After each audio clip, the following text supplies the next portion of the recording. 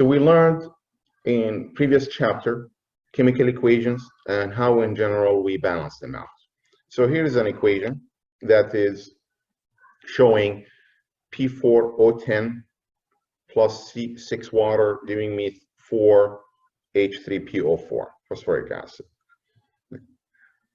Once the equation is balanced, there is a lot of info we get out of it, such as what's inside this table, which is one molecule of the phosphorus oxide reacts with 6 molecules of the water molecule, 4 molecules of phosphoric acid, or I could talk about 1 dozen reacts with 6 dozens to 4 dozens, or I can relate it to Avogadro's number, where I know already that 1 mole equals this number of molecules, which is Avogadro's number. If 1 mole has this number, so 6 moles has how much? So obviously 6 times Avogadro's number will be the number of molecules for water. 4 times Avogadro's number will be the number of molecules of phosphoric acid.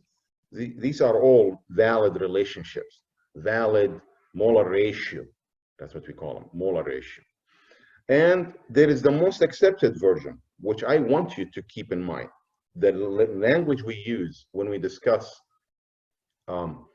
equations and how we relate reactants to products, or products to reactants, or reactants to other reactants, or products to another product, we use the mole relationship. Meaning, I look at the coefficient here, I see 1, that's 1 mole of the the tetraphosphorus dicoxide reacts with 6 moles of water, giving me 4 moles of phosphoric acid.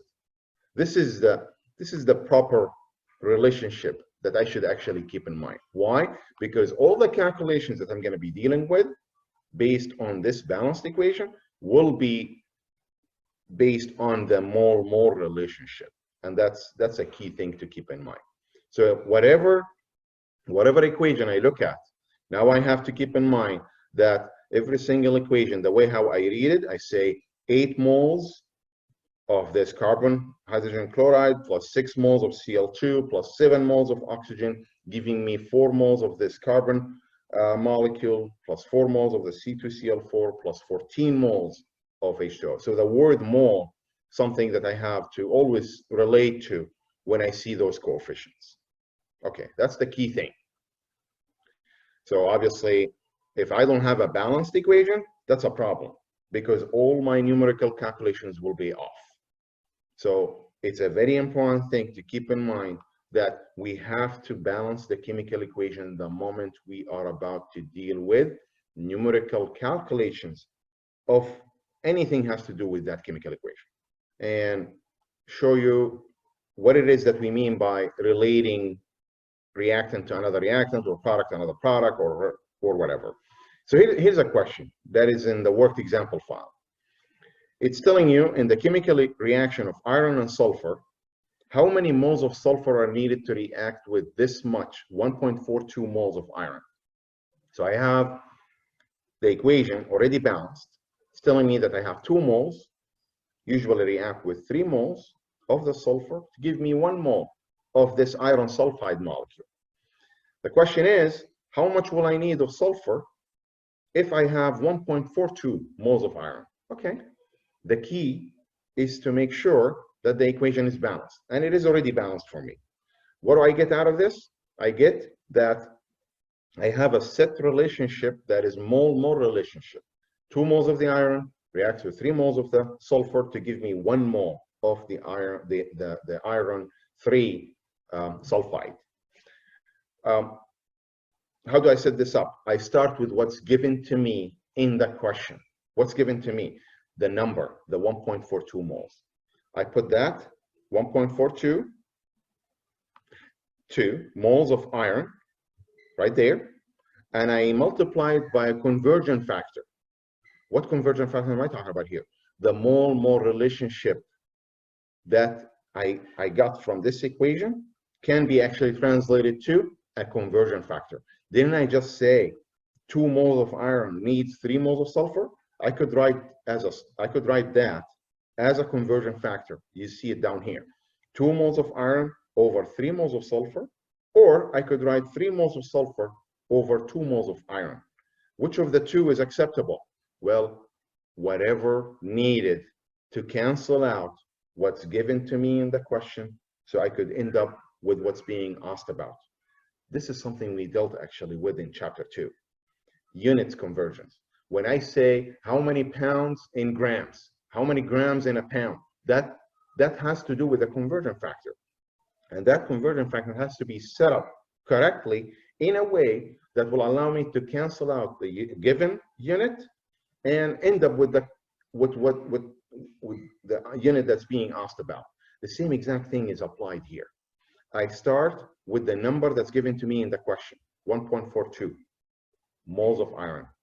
And then I time it by a conversion factor. The conversion factor has to be set in a way that will allow me to cancel out the moles of iron. So that's why I know now that my conversion factor extracted from the balanced equation has to be written as 3 moles of sulfur over 2 moles of iron. That will allow me to cancel out the moles of iron. And now it's a mathematical operation where I time 1.42 times 3 divided by 2. I get the number 2.13. Now, why is it a 3 sig fig? Once again, depending on the given number in the question, it's a 3 sig fig. And this is a mole-mole relationship. So obviously, this will not play a role in the sig figs of the final answer.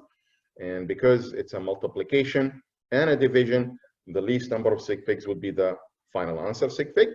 And that's what you see here, 3 sig fig on the final answer. This is just a simple example of how we can ask a question in regard to moles of a reactant needed for another reactant given value, or product given reactant value. Let me see if there's another question. The question that was asked earlier, what is the minimum mass of water that must be added to this much of kilogram P4O10 to form phosphoric acid? Okay, this equation is already balanced for me, and now I know that these two are being related. And what's the relationship between the two? The relationship between the two is 1 to 6. 1 mole of P4O10 over 6 moles of water, or I could write it as 6 moles over 1 mole. 6 moles over 1 mole. And here's other relationships we can extract. Okay, now, since I'm given the value in kilogram, the kilogram has to be converted back to moles. Why? Because my coefficients in the equation, they are in the unit of moles. So I cannot jump into relating them to in kilograms or in grams or in pounds or any other unit other than moles. So in order for me to get the mass back to moles, I have to use what we call molar mass, something we dealt with in previous chapter, molar mass. So the molar mass is a value that we use to convert back and forth between mass and moles, or moles and mass. Okay, how is that done? First of all, mass that can be related to moles has to be in grams. So the very first step I need to take care of is the kilogram getting back to grams. And this is something we dealt with in previous chapter. The kilogram has to be multiplied by a conversion factor that we can cancel out the kilogram, which is 1,000 gram equals a kilogram. And that's now ready to be in grams. Next, I need to relate the grams to moles. How am I going to relate that? Using molar mass. Molar mass for P4O10 equals this number. Where did this number come from? Came from atomic mass of phosphorus times 4 plus atomic mass of oxygen times 10. So that will take care of the grams. Now I have moles of P4O10. But that's not what he's interested in. He's interested in water. So that means I have to relate this to moles of water. Once I get the moles of P4O10, now I'm ready to use the mole-mole relationship from the chemical equation. That is 6 moles of water to 1 mole of P4O10. Why is it written the way it is? Because I want to cancel out the moles of P4O10. And the only way to do it is to set up the mole-mole relationship in a way to allow me to do so, to cancel out the P4O10. Once I get the moles of P4O10, now I have moles of water. The final step needed to be done is to get basically the moles back to grams, and that has to do with molar mass. Once again, where did this molar mass come from? Grams of water will always equal to 2 times the atomic mass of H plus 1 times atomic mass of oxygen, and that will be the number you see here, 18.0153 gram. And finally, he needed to convert it to kilogram, so that's why it got canceled out with the grams in the converter factor of grams to kilogram, which we already know that there is 1,000 gram in a kilogram. And the final answer you see here is a 3 sig fig, because the very first number that was given to me in the question was also 3 sig fig. So before I review this question one more time, let's see an easier one, which is right here. Here's an equation already been balanced, where it says 2C2H2 plus 5O2 in presence of heat gives me 4CO2 plus 2H2O. And we already learned that the equation coefficients are number of moles. So I have 2 moles of C2H2 plus 5 moles of O2 giving me 4 moles of CO2 plus 2 moles of H2O. We already learned that. Question is asking how many grams of CO2 are produced when this much 54.6 grams of C2H2 is burned. So he's relating C2H2 to CO2. C2H2 to CO2. What's the relationship between the two in moles? 2 to 4. 2 to 4. Okay. The very first step, I need to start with the 54.6 grams of C2H2. The 54.6 grams C2H2, I have to relate it to moles, which are coming from the balanced equation. In order for me to get the grams back to moles, I have to use the molar mass. Molar mass of what? Molar mass of the C2H2. How is that can be done?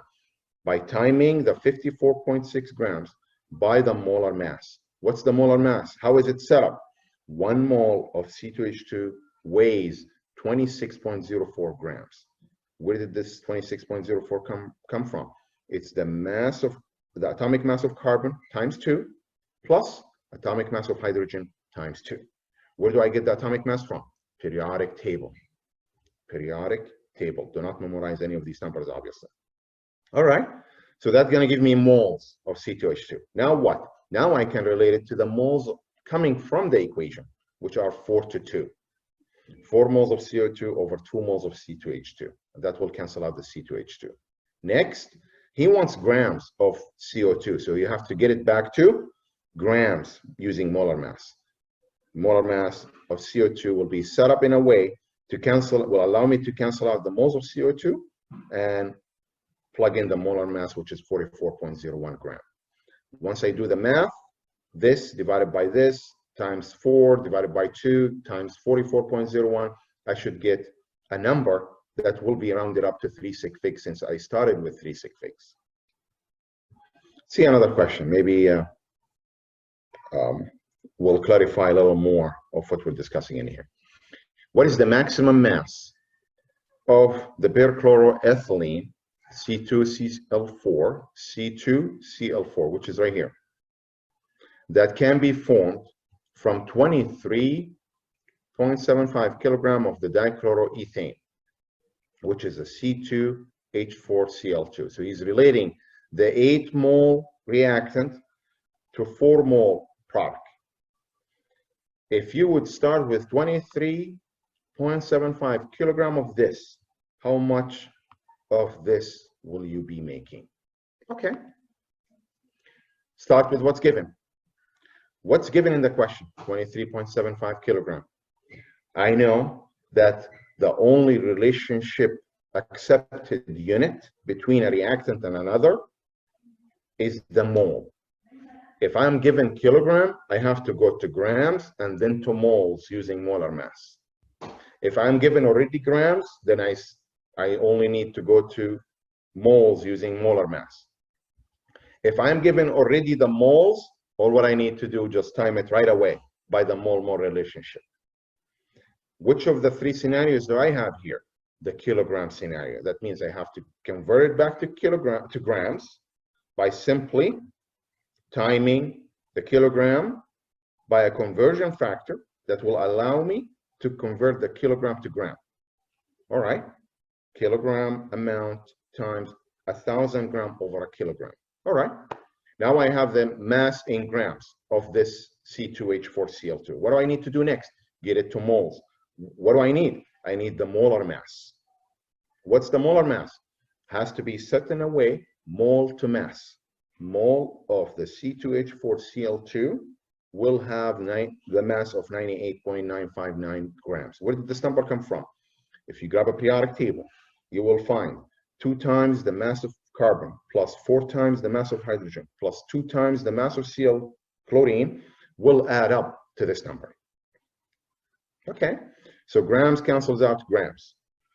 Now I have moles of C2H4Cl2. What do I do next? I need to relate it to the moles of the other product. What's the product? The one that he wants, which is a C2Cl4.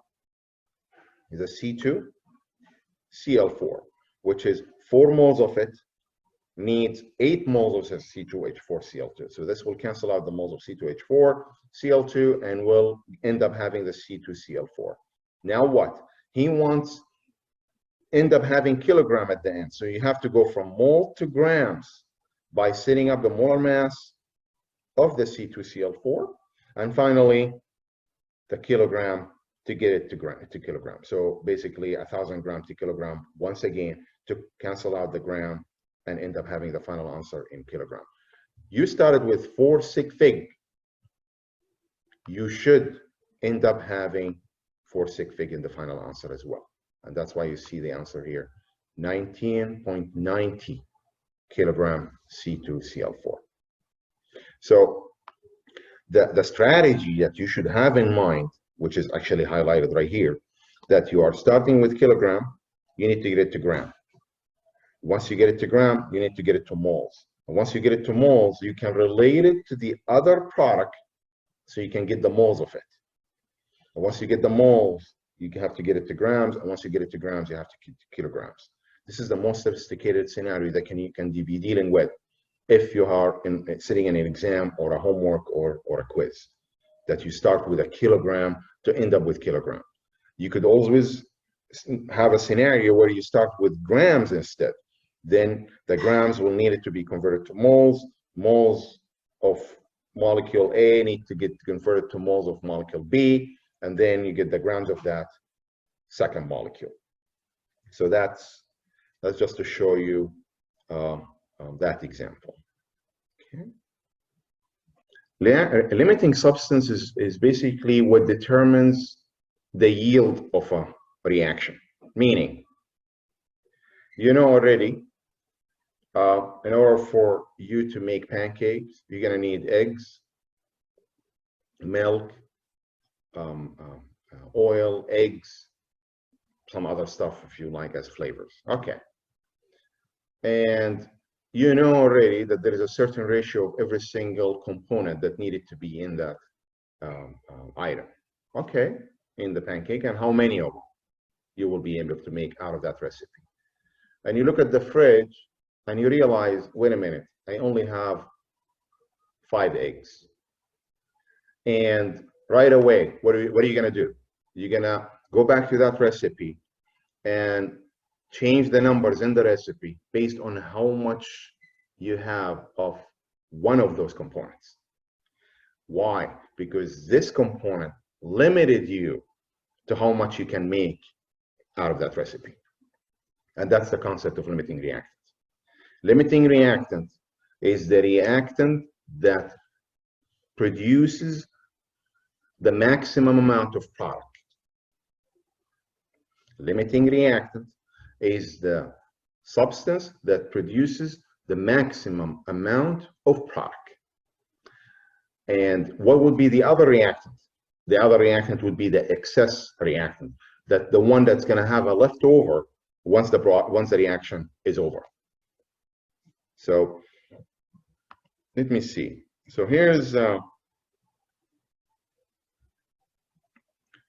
I don't want to talk about the math part of it, because obviously I'm not requiring it in the homework or the exam or the quizzes, because it's not a fun part, honestly speaking. So if it's not required, then might as well just talk about the theory of it. Okay, and here it is defined. The reactant that runs out first in a chemical reaction limits the amount of product that can form. That's what we call limiting reactant.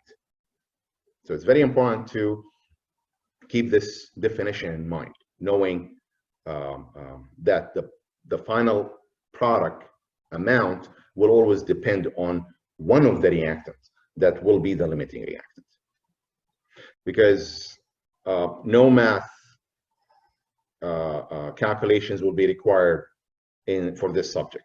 And how do I know I'm dealing with a math question that has to do with limiting reactant? When I'm given two reactants amounts. Look at this example. How many megagrams of the UO2F2 can be formed from the reaction of this much magnesium? Wait a minute. Oh, sorry. This much megagram UF6 with 8 megagram of water. This is not magnesium. This is megagram. I'm sorry. So this much megagram of UF6 with this much megagram of water. So he's giving you the two reactants amounts. So that's a big hint right there that, okay, which of the two do I move forward with to get the product amount? That will be a limiting reactant question. So you are not required to do this at all.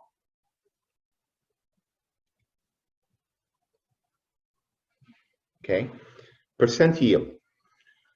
It's like when somebody asks you, okay, how much percent did you get out of the exam today? You're going to say, okay, well, 88.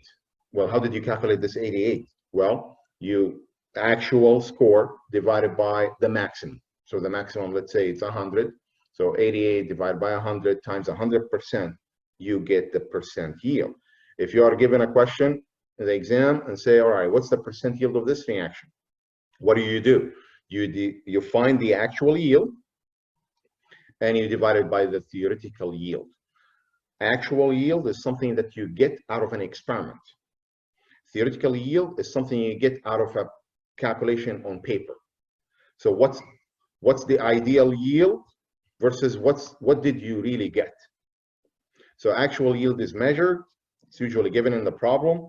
Theoretical yield is the maximum yield that you can calculate, which is basically, once again, it comes from the limiting reactant, from one of the reactants that usually is the one that is responsible for finding that exact theoretical yield.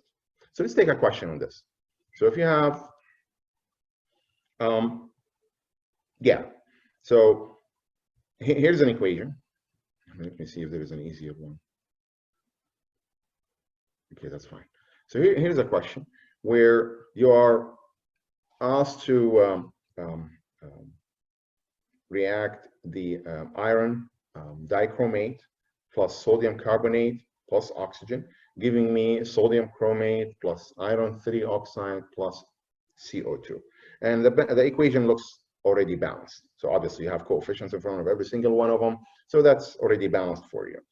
The question is, what is the percent yield F 1.2 kilogram of the sodium chromate is produced from ore that contains 1 kilogram of the iron 2 dichromate? So he is relating this to this, knowing that I made 1.2 kilogram of the sodium chromate, How much will I need? How much in percent did I make if I know already that I have 1 kilogram of the iron 2 chromate, the dichromate? Well, this 1-2 kilogram of the sodium chromate is something that it appears that it's coming from an experiment. So this is your actual yield. What is the theoretical yield? The theoretical yield is something you need to calculate. Just to make sure that we understand this 100%, we need to divide 1.2 kilogram of the sodium chromate by the amount of sodium chromate that would be the theoretical yield coming from the 1 kilogram of the iron chromate. So there is calculations needed to be done using the 1 kilogram, not the 1.2 kilogram first. This 1 kilogram of the iron chromate is going to be related to the amount of the sodium chromate. So starting with this 1 kilogram, now I know that I need to get the kilogram to gram. So this needed the conversion factor, which is 1,000 grams in a kilogram. And then I need to convert this to moles. And this moles of the iron chromate, that weighs this much. And this is the molar mass. And then I'm going to get the mole-mole relationship. The mole-mole relationship between iron and the sodium chromate. So this coming from the equation says already 4 to 8. And that's what you see here, 4 to 8. And then I get the moles of the sodium chromate to the grams, and finally the grams to kilograms. I multiply all this, I get the mass. What is this mass? This is the theoretical yield if I would react 1 kilogram of the iron molecule. All right, and what's the actual yield? The actual yield, what was given in the question already, which is 1.2. How do I find the percent yield? Divide the actual yield by the theoretical yield times 100%. And that's 86%. 2 sig fig, because I started with 2 sig figs. This is how I find percent yield. By dividing actual yield, the mass that I would be getting out of an experiment, by the theoretical yield, which what I would calculate based on the reactant that I used in that reaction. And in this experiment, 1 kilogram of the iron chromate happened to be the reactant being used. They learned how do you get moles of a substance given mass, and we say the mass related to moles using molar mass. As you see in this worked examples file, there is some questions where it's asking you calculate the moles of an element in a compound. So how many moles of carbon are present in this much moles of aspirin? Well, I already know that I have 9 moles of carbon in 1 mole of the aspirin. 9 moles of carbon in 1 mole of this aspirin. So that's a relationship right there. 9 moles to 1 mole. How do I use this? I am given 1 moles of aspirin, 1.5 moles of aspirin, and being asked for the carbon content in moles in this amount of moles of aspirin. Well, what do? I set up a conversion factor, and I time that conversion factor by the 1.5 moles of aspirin. The 1.5 moles of aspirin will be basically the determining factor how I set the conversion factor. Conversion factor has to be written as 9 moles over 1 mole. 9 moles of carbon over 1 moles of aspirin. This will cancel out, leaving the 9 moles of carbon be the one that's going to be the final unit. So that's why you see 13.5. That's 3 sig fig due to the fact that I have a 3 sig fig to start with. Calculating molar mass, already discussed this. And basically, you look for every single atom in the periodic table, and you find the atomic mass, and then you time that atomic mass by how many moles of each atom do you have. You have 3 moles of oxygen, you time 3 times the atomic mass of oxygen, which is 48 as an outcome. 16 times 3, that's 48. Carbon is 12.01. Lithium, you have basically 6.93 each, or 6.94 something.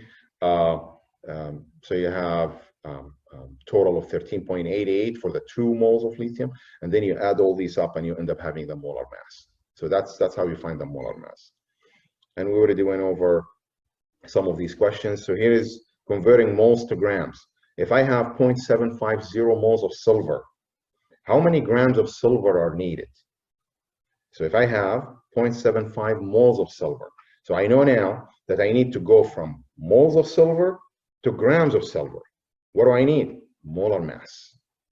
molar mass. Okay, so I basically set up the 0.75 moles, and that will force me to set up the molar mass in a way that's written 107.9 grams of silver over 1 mole of silver, and that will allow me to get the grams of silver. These are basic questions that could be asked easily from given grams. I go to moles using a molar mass, or I can go from moles to grams using molar mass. Here's another one where it's asking me if I have 737 grams of NaCl, how many moles of NaCl are present in the box? Okay, same thing. I find the molar mass of NaCl. I find the atomic mass of sodium, time it by 1, find the atomic mass of Cl, time it by 1, I add them up. This is your molar mass, 58.44 grams per mole. What do I do next? I grab the 737 gram of NaCl and then I time it by the molar mass. How do I set the molar mass? 1 mole of NaCl over how much it weighs. And that's how basically I find the number of moles of NaCl. Okay. And we already went over all these. Now, the final topic in this chapter, which is molarity, I left it in the chapter, but just to make you aware that this will be covered in a later chapter again. So the calculation part that's related to molarity will not appear in the quiz or the homework of this chapter, but will appear in a later chapter. And I believe that later chapter is chapter 13, which is part of this exam 3. So you will still have to be responsible for the definition of it and what it means in here, and you will be responsible for how to do the math in a later chapter. But the math part is covered in here. So let's just talk about it now. Molarity is a concentration unit. So it's a very common unit to be used when it comes to solutions. Now, what does it mean? Molarity means moles of solute in an amount of solution. The amount of solute are always going to be in moles. The amount of solution is going to be always in liter. Now, keep in mind, solutions will always have 2 components. One is a solute and one is a solvent. Solute is the minor component. Solvent is the major component. So if I have NaCl aqueous solution, what is that supposed to mean? What it means, I have an NaCl solute dissolved in water solvent. That's what it means. So how do I find the molarity? Or what's usually given as a symbol, which is capital M. Capital M. And that's the unit actually, molar, M, capital M. What you see it right here. How do you find it numerically or mathematically? You find it by dividing the moles of solute divided by the liters of solution. So if I'm given the moles of solute and I'm given the volume of solution, all what I need to do is just divide the moles over liters of solution. So let's look at a question.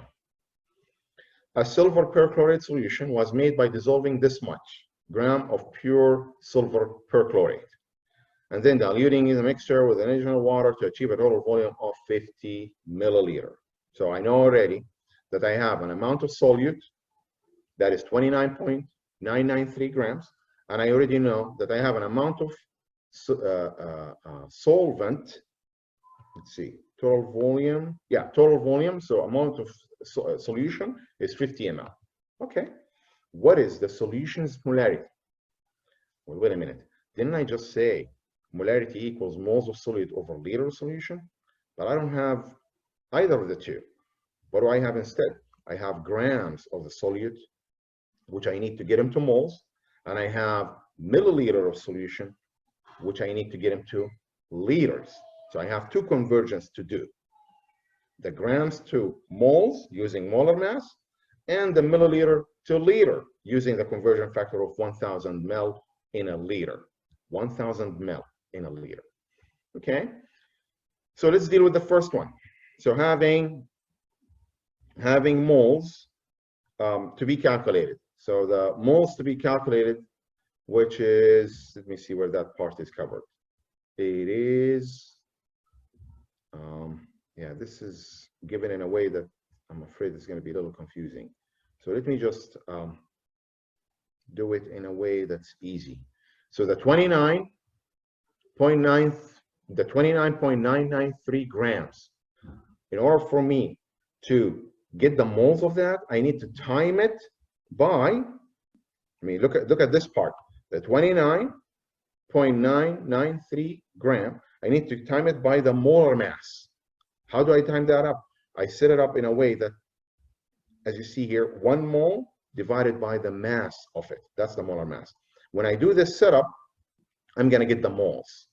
Okay, and then what? This number of moles need to be divided by the liters of the solution. How do I find the liters? 50 ml times the amount of liter over milliliter, which is 1,000 ml in 1 liter. So once I figure that out, I'm going to basically divide this amount of moles by the amount of liters, and I should end up having 4 sig figs in the final answer. Why? Because I divided 5 sig. I started with 5 sig figs versus 4 sig figs, and I'm dealing with division and multiplication. Therefore, my 4 sig figs should be the one that's determining the final answer, and that's why you see the final answer 2.893. So you don't need to do it this way, which is sophisticated. What I would do instead, deal with each one separate. Get the 29.93 gram to moles by timing it with this part, and then deal with the 50 ml, convert it back to liter, and once you have the moles and the liters, just divide the moles by liter, and you should end up having the final answer as you see it written right here, 2.893. Let me see a worked example file. Maybe there is an example that could be probably easier to deal with. Here's a similar example, but this is already in liters. What is the molarity of 60 gram of NaOH in 0.25 liter of the NaOH solution? What's missing here? The moles. So I need to get the grams of NaOH to moles of NaOH. So once I get them, I divide it by the liters. So how do I get the grams to moles? Once again, time it by the molar mass. 60 gram of NaOH times 1 mole of NaOH over 40 grams NaOH, and that will give me the moles, and I have the volume in liters. I divide by the moles of solute, which is 1.5, divided by the liter of solution, which is a 0.25. Once I do that in my calculator, I will end up having the final answer being 6.00. Why? Because I have 3 sig figs to start with. So 6.00 molar NaOH. There's probably another question right here. You could do it on your own, even though the answer is already written for you. Okay. And this is something I don't need to get into it because I can let you read it, and I will revisit it later if needed, where if I'm asked, let me see, yeah, how many liters of 2 molar NaCl solution are needed to provide this much of NaCl? Meaning, I'm giving you already the molarity, I'm giving you the amount of solute, but I want to find out the amount of the volume of solution, the volume of the solution. So basically, what he's doing here is asking you to find the liter of the solution. So he's giving you molarity, he's giving you the amount of solute, even though it's in grams, which you could easily get it to moles using molar mass. And he already did it for you here, actually. So you could find the moles, okay, from this part right here. And once you get this number of moles, and you have the molarity already, how do you find the liters? You rewrite the equation in a way that basically liters of solution equals moles divided by molarity. It's a numerical operation where if you do the cross multiplication here, moles of solute equals molarity times liter. I have molarity already, so how do I calculate moles? Moles equals liter of solution equals moles of solute divided by molarity. Divided by molarity. And that's what you see here. That once you find the moles of NaCl, you divide it by the molarity, and you end up having the volume in liters. Once again, let me say it one more time. Molarity is covered in this part of the chapter 10, but it will not be asked about when it comes to mathematical calculations until chapter 13. So a later chapter, you will be required to do this, but not in the homework or the quiz of this chapter.